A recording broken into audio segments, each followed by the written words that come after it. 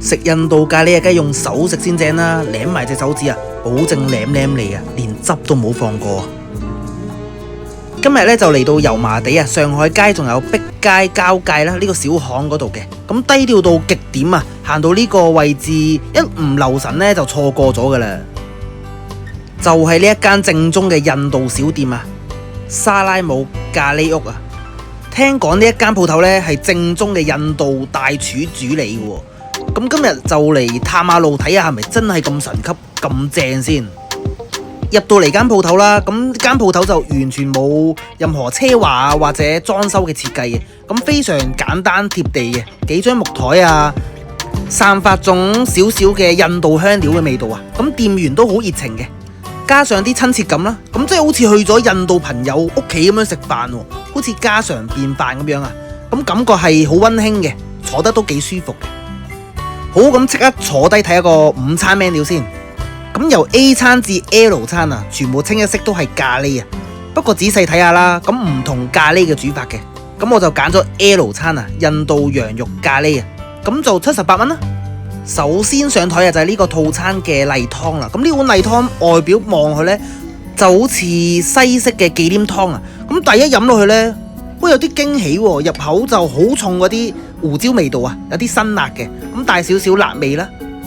後勁咧就飲到少少嘅忌廉奶香味道啊，咁即係中西合璧喎，咁再加埋少少嘅印度香料啊，呢個湯第一次飲啊，咁係幾開胃幾特別嘅。接住落嚟呢，就係呢一杯印度嘅冰鎮奶茶啦，印度嘅奶茶呢，加咗啲丁香啊，仲有肉桂嘅，仲帶少少一陣好迷人嘅辛香味道啊，咁解辣呢，就一流噶啦。今日個套餐 L 呢，咖喱羊肉啊，配芝士烤餅呢，就係咁個款啦。個賣相都幾靚仔仔噶。咁除咗呢個套餐呢，仲有白飯配之外呢，咁仲有唔同嘅烤餅味道啊。咁我就揀咗芝士味道啦，因為我覺得啊，芝士配咖喱呢，黃金組合嚟噶嘛。咁你睇下呢塊芝士烤餅，面頭呢烤到黃金脆卜卜嘅款啊，入邊就熱辣辣嘅。啲芝士呢，有少少微微地溶溶地嘅感覺噶，雖然未去到拉絲嗰種感覺啊，但係個整體嘅觀感都唔錯嘅。再嚟啊，睇下呢個精緻嘅羊肉咖喱啊，我認真咁數一數啦，咁大概呢個細碗入邊有8至9件細細地嘅羊肉啦。好多人啊都怕啲咖喱汁啊太濃烈呢，掩蓋咗啲肉味啊。咁但係呢度好神奇喎，佢咖喱汁呢雖然好濃郁，但係呢竟然食到羊肉嘅獨特嘅酥味喎。咁香料同羊肉呢，佢平衡得非常出色啊，恰到好處啦。咖喱汁方面呢，都唔算話煮得好結啊，最怕呢啲咖喱呢煮得太結身呢，搞到好似漿糊咁樣，我就覺得麻麻地啦。咁呢一個感覺我就可以嘅。